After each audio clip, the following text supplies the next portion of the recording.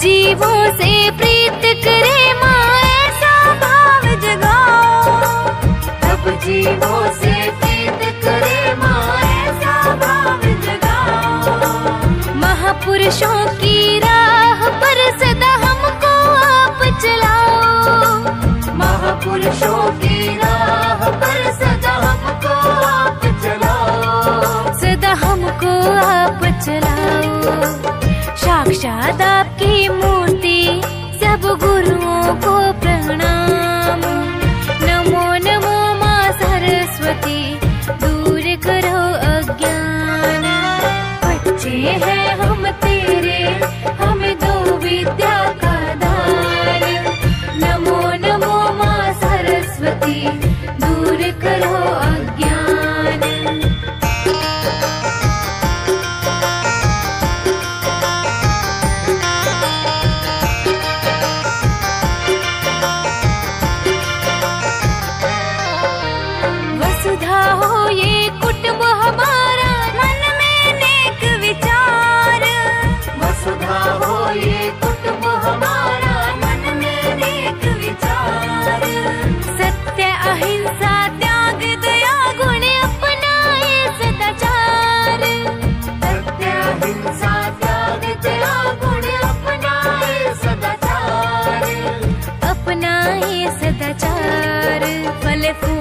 जिसकी रज में वो देश हो मेरा महान। नमो नमो माँ सरस्वती दूर करो अज्ञान। बच्चे हैं हम तेरे हमें दो विद्या का दान। नमो नमो माँ सरस्वती दूर करो अज्ञान।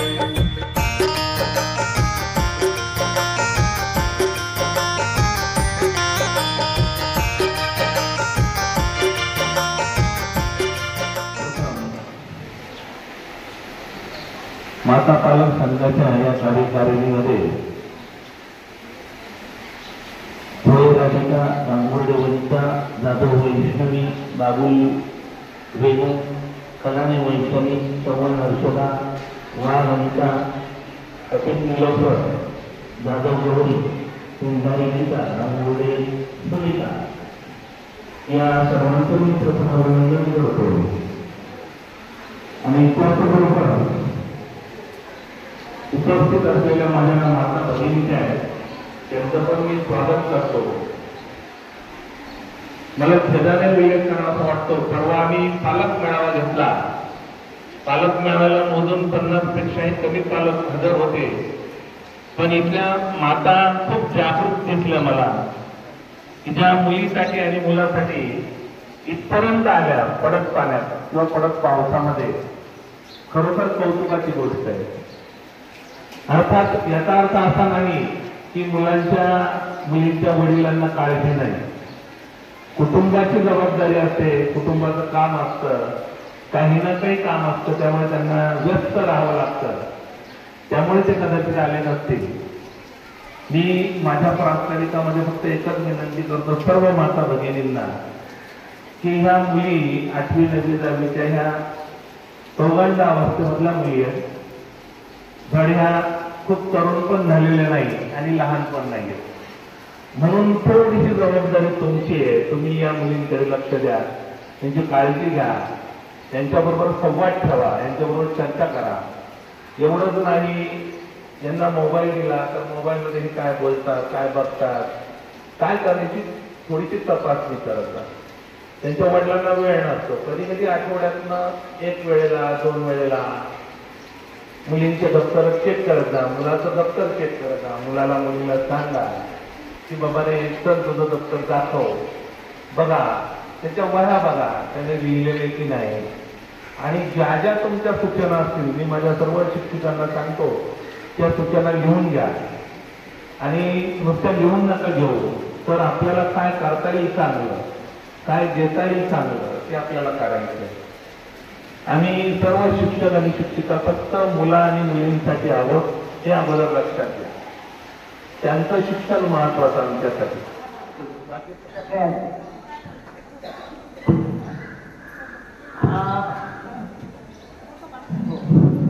माझं एवढंच म्हणणं आहे की तुम्ही मुलींकडे चांगलं लक्ष द्या. की मी येता जाता चक्कर मारते शाळेकडे. शाळेत येताना मुली 2 वेण्या घालून येतात येताना, आणि जाताना लगेच रस्त्याने मोकळे केस सोडत जातात. काही मुली लिपस्टिक लावत जातात. आणि खूप म्हणजे असे मी माझं निरीक्षण असतं त्यांच्याकडे, कोण कसं चाललंय काय चाललंय मागे पुढे बघत असतात. मी माझ्या परीने जेवढं दाखता येईल तेवढं मी काम करते, पण त्यांच्या आयांनी सुद्धा कधी ना कधी महिन्यातून एकदा तरी चक्कर मारला पाहिजे, शाळेत आलं पाहिजे, बघितलं पाहिजे. आणि मुलीच नाही तर मुलं इथं देवी मंदिरापर्यंत शिक्षक वर्ग आहे, तरी सुद्धा स्थानिक समिती वर्ग यांची निवड झाल्याबद्दल त्यांचे आभार. तसेच सर्व मीटिंगला उपस्थित आहे माता वर्ग, तुमचे मनपूर्वक आभार. तसेच विद्यार्थी वर्ग आहे. सर्वात प्रथम मी माझा परिचय करून देते मॅडम. मी एक कीर्तनकार आहे आणि माझी ज्ञानभावनी वारकरी शिक्षण संस्था जगदंबा माता मंदिर या ठिकाणी आहे. आज माझ्याकडे 35 ते 40 विद्यार्थी आध्यात्मिक वारकरी शिक्षण घेत आहे. हाच उद्देश आहे, आज जो मीटिंगचा उद्देश आहे, ह्याच उद्देशाने आमची पण संस्था या ठिकाणी आहे. लक्षात घ्या, जीवनामध्ये आपल्या जीवनामध्ये 3 गुरु असतात. पहिले गुरु आहेत आईवडील, आणि दुसरे गुरु आहेत शिक्षक, आणि तिसरे गुरु आहेत जे भगवान परमात्म्याची प्राप्ती करून देणारे, ते म्हणजे आपले सद्गुरू. तर जे पहिले गुरु आहेत ते काय करतात, आपल्याला आपल्या मुलाबाळांना घडवण्याचं काम करतात, योग्य दिशा दाखवतात. आणि दुसरे गुरु जे आहेत ते म्हणजे आपले शिक्षक, ते आपल्या मुलांना चांगले सुसंस्कारी बनवतात. तिसरे गुरु जे आहेत ते आपल्याला आध्यात्मिक ज्ञानाची प्राप्ती करून देतात. मानवता आजचा काळ वेगाचा आहे, धावतीचा आहे. बघा, आज आम्ही समाजामध्ये फिरतो, बऱ्याचशा ठिकाणी बघायला भेटतं की लहान मुलं आज व्यसनाच्या अधीन गेले. आज मंदिराकडे बघतोय, कोणी गांजा वेळतो, कोणी विड्या वेळतो. का कुठेतरी या मुलांकडे आपल्या आई वडिलांचं दुर्लक्ष झालेलं असावं. म्हणून प्रत्येक पालकांचे हे कर्तव्य आहे की आपल्या मुलांना योग्य दिशा द्यावी, चांगले संस्कार द्यावे, जेणेकरून आपल्याला पुढे त्यांनी चांगलं सांभाळावं. आज या धावतीच्या युगामध्ये मुलांना सुशिक्षित तर बनवतात, परंतु पुढे सुसंस्कार देण्यामध्ये आपला पालक वर्ग मागे पडतो. यासाठी मी तुम्हाला उदाहरण देईन. पुण्यामध्ये दोघे पती पत्नी होते, त्यांना 2 अपत्य होते. पूजा एक खरं आहे. दोन अपत्य होते, त्यांनी त्यांना चांगलं शिकवलं, खूप मोठं केलं. मोठं केलं ते मुलं परदेशामध्ये नोकरीला लागले, मोठमोठे जॉबला लागले. आणि त्या मुलांचे आई वडील माझ्या मते बँकेमध्ये मॅनेजर होते. त्या मुलांची आई तर वारली, उरले फक्त वडील आणि दोघंही मुलं परदेशामध्ये शिकायला असल्यामुळे कालांतराने त्यांचे वडील हे रिटायर झाले आणि पत्नी पण गेली, फक्त उरले एकच घरामध्ये. दोघंही मुलं बाहेर होते. त्यांची हळूहळू वय झाली. जेव्हा ते वारले, त्यांना हॉस्पिटलमध्ये नेलं. जेव्हा ते वारले, चौकशी केली की यांच्या मागे यांचं कोणीतरी असावं. चौकशी केल्यानंतर की म्हणे त्यांना 2 मुलं आहेत, परंतु दोन्ही मुलं परदेशामध्ये आहेत. मग जेव्हा त्या मुलांना फोन करण्यात आला की तुमचे वडील गेलेले आहेत, त्यांचा अंतिम संस्कार करण्यासाठी तुम्ही इथे या, त्यावेळेस बघा त्या मुलांचं वाक्य काय आलं की आम्ही आमच्या लाईफमध्ये फार बिझी आहोत, तुम्ही एक काम करा, ती बॉडी तिथे फेकून द्या, नाहीतर जाऊन द्या. मला सांगायचं तात्पर्य एक आहे की ज्या आई वडिलांनी मुलांना एवढं शिक्षण दिलं, एवढं मोठं केलं, परदेशामध्ये पाठवलं आणि शेवटच्या क्षणी अशी शब्द त्यांच्या ऐकू यावेत, मोठी शोकांतिका आहे. याचं कारण एकच आहे, कुठेतरी संस्कार कमी पडले. म्हणून शालेय शिक्षण तर झालंच पाहिजे, कारण ते इतकं महत्वाचं आहे. त्याचबरोबर आध्यात्मिक ज्ञानाची, संस्काराची जोड सुद्धा आपल्या मुलांना प्रत्येक आई वडिलांनी दिली पाहिजे, जेणेकरून आपल्याला पुढे रडण्याची वेळ येणार नाही. बस, कारण आज मला ज्ञात नव्हतं मीटिंग विषयी, नेमका विषय काय आहे. इथं आल्यानंतर अचानक कळालं. पुढच्या वेळेस मॅडम नक्कीच चांगले बोलण्याचा प्रयत्न करेन. असो. आणि माझ्या माता भगिनींना माझा नमस्कार. आपण इथे जमा झालो आहे एक माता पालक म्हणून, पण इथे जमा होण्याचा उद्देश आपला काय आहे हे आपल्याला कळलं हवं. की बघा, आपण मुलांना आहे ना, माता तर आपण आहोत, पण आपण सर्वात पहिले ना त्यांची मैत्रीण होणे ना ते फार गरजेचे, बरोबर की नाही. आता बघा, दिवसभर मुलं आपले शाळेमध्ये येतात, मुली शाळेमध्ये येतात, आणि शाळेतून आल्यानंतर दिवसभर त्यांचा काय कार्यभाग शाळेमध्ये झाला याची आपण कधी विचारपूस करतो का त्यांना? ही केली पाहिजे का?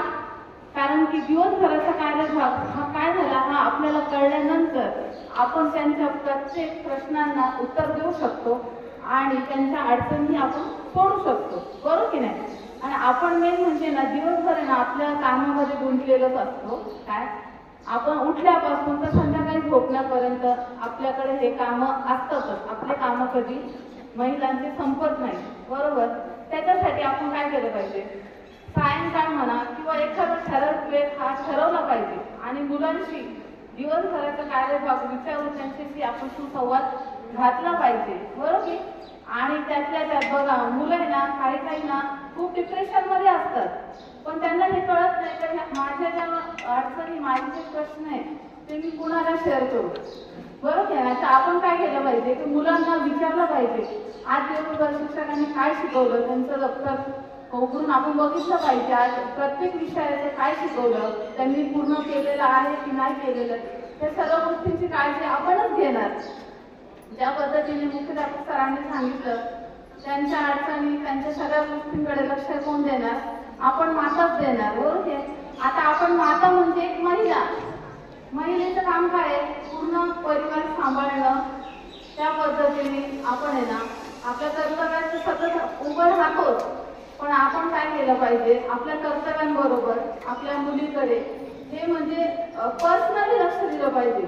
का माझी मुलगी शाळेमध्ये जाते पण तिचं वागण्याची पद्धत, तिची अभ्यास करण्याची पद्धत कशी आहे, परत ती घराच्या बाहेर पडल्यानंतर ती कशा पद्धतीने वावरते, ह्या सगळ्या गोष्टींकडे ना आपण काळजीपूर्वक लक्ष दिलं पाहिजे. कारण काय माहिती का, आपल्या नजरेपुढे मुले जे असतात ते वेगळे असतात आणि आपल्या नजरेच्या आड आहे ना ती वेगळी असतात. त्याच्याबरोबर आपण लक्ष दिलं पाहिजे का त्यांचे जे मित्र मैत्रिणी आहे ते कशा पद्धतीचे आहे ते पण आपण बघणं गरजेचं आहे. काय आता प्रत्येक असं माहिती आहे, कारण तुम्ही ते स्वतः अनुभवलेलं आहे.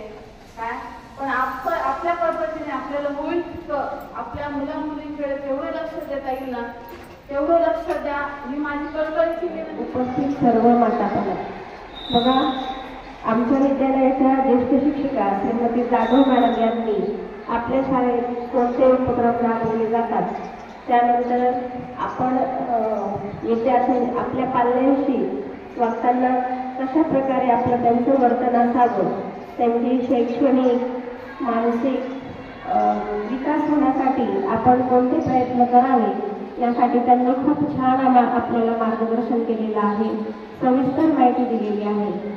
मी आपल्यासमोर आपल्या विद्यालयात स्थापन झालेल्या विशाखा समितीबद्दल थोडी माहिती देणार आहे. आता विशाखा समिती काय आहे, ही विद्यालयात का स्थापन झाली त्याबद्दल थोडी प्रस्तावना सांगते. बघा, आधुनिक काळामध्ये विज्ञानाची खूप प्रगती झाली आहे आणि या प्रगतीमुळे आणि शैक्षणिक जनजागृतीमुळे समाजात स्त्रियांचे स्थान उंचावले आहे. विविध क्षेत्रामध्ये स्त्रिया पुरुषांच्या बरोबरीने जबाबदारीने काम करत आहेत. परंतु असे असले तरी आज समाजात विविध स्तरांवर त्यांचे शारीरिक व मानसिक शोषण होत आहे. या त्रासामुळे ग्रस्त झालेल्या स्त्रियांच्या सुरक्षिततेसाठी 1997 मध्ये सुप्रीम कोर्टाने महिला विशाखा समितीची स्थापना केली व स्त्रियांच्या लैंगिक अत्याचाराविरुद्ध कायदा केला. विविध क्षेत्रांमध्ये काम करणाऱ्या स्त्रियांवर असे अत्याचार होत असतील तर त्यास कायद्याने प्रतिबंध घालणे, अत्याचार करणाऱ्या गुन्हेगारांस दंड किंवा शिक्षा करणे इत्यादी सर्व कायदे कोर्टाने दिलेल्या विशाखा गाईडलाईनमध्ये आहेत. शाळेत देखील विशाखा मार्गदर्शक तत्वे यांचे पालन करण्यासाठी विशाखा समिती स्थापन करणे बंधनकारक आहे. मुलींना व महिला शिक्षिका यांना शालेय वातावरणात सुरक्षित वाटावे, कुठल्याही प्रकारचा अत्याचार सहन करू नये यासाठी ही समिती स्थापन करण्यात येत आहे. ही समिती जेथे 10 पेक्षा अधिक महिला काम करतात अशा ठिकाणी असणे बंधनकारक आहे. आणि त्याच अनुषंगाने आमच्या विद्यालयात देखील आमचे माननीय मुख्याध्यापक श्री पाटील DP सर यांच्या आदेशाने आणि मौलिक अशा मार्गदर्शनाने ही समिती स्थापन करण्यात आलेली आहे. मग आता या विशाखा समितीची उद्दिष्ट काय आहे, तर त्यातून बघा, पहिलं म्हणजे शालेय परिसरातील विद्यार्थिनी व शिक्षिका यांना संरक्षण देणे, लैंगिक अत्याचारास कायद्याने प्रतिबंध घालणे आणि असे अत्याचार करणाऱ्या गुन्हेगाराचे मन परिवर्तन करण्याचा प्रयत्न करणे, संबंधित अत्याचार करणाऱ्या गुन्हेगारास कायद्याने योग्य ते शासन करणे, विद्यार्थिनींना स्वसंरक्षणाची जाणीव करून देणे, त्यांच्यात धाडस निर्माण करणे, आत्मविश्वास वाढीस लावणे, त्यांच्या शारीरिक मानसिक परिवर्तनाची त्यांच्यात घडणाऱ्या शारीरिक आणि मानसिक परिवर्तनाची त्यांना जाणीव करून देणे, स्त्री पुरुष समानता निर्माण करणे आणि विद्यार्थिनींच्या मातांना म्हणजे तुम्हा सर्वांना आज आम्ही बोलवलं आहे आणि त्यांना तुम्हाला बोलून स्वावलंबनाचे महत्त्व पटवून देणे आणि प्रबोधन करणे, विद्यार्थिनींच्या विविध अडीअडचणी समजून घेऊन त्यांना योग्य ते मार्गदर्शन करणे आणि शालेय आवारात सुरक्षित असे वातावरण निर्माण करणे, ही सर्व उद्दिष्ट विशाखा समिती स्थापन करण्यामागे आहे. मग आता पर्यवेक्षक आदरणीय सपोरे सर, आदरणीय इंगळे सर, आदरणीय पाटील साहेब, माझे सर्व सहकारी, इथे जमलेल्या माझ्या सर्व सहकारी मैत्रिणी, व्यासपीठावरील उपस्थित सर्व मान्यवर, सरस्वती मातेच्या चरणी प्रथमतः नतमस्तक होते. सावित्री आई ज्यांच्या फोटोचं प्रतिमा पूजन मगाशी माझ्या मैत्रिणींनी केलं, या सावित्री आई ज्यांच्यामुळे मला या व्यासपीठावर उभं राहण्याचं बळ मिळालेलं आहे, या सावित्री आईच्या चरणी मी नतमस्तक होते.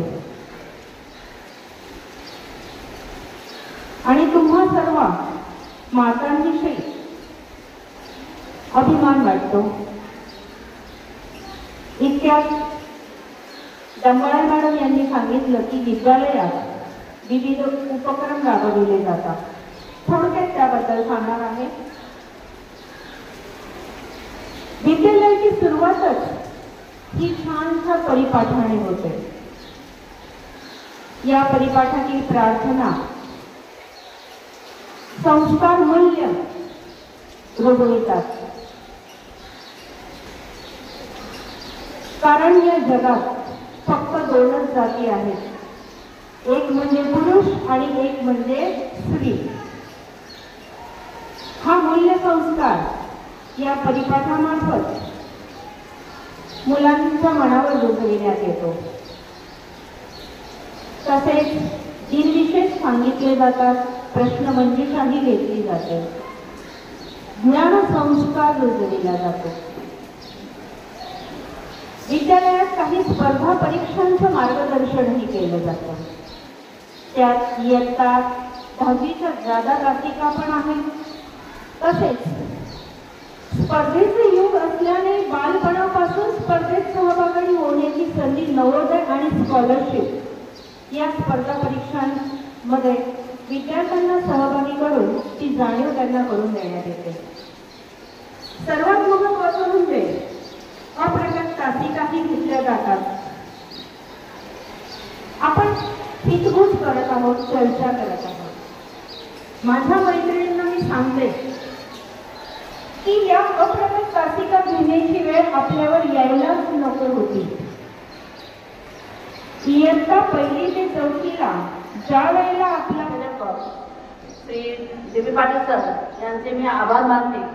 आजच्या कार्यक्रमाला प्रमुख पाहुणे लागलेल्या श्रीमती गायत्री जाधव मॅडम त्यांचे सुद्धा आभार मानते.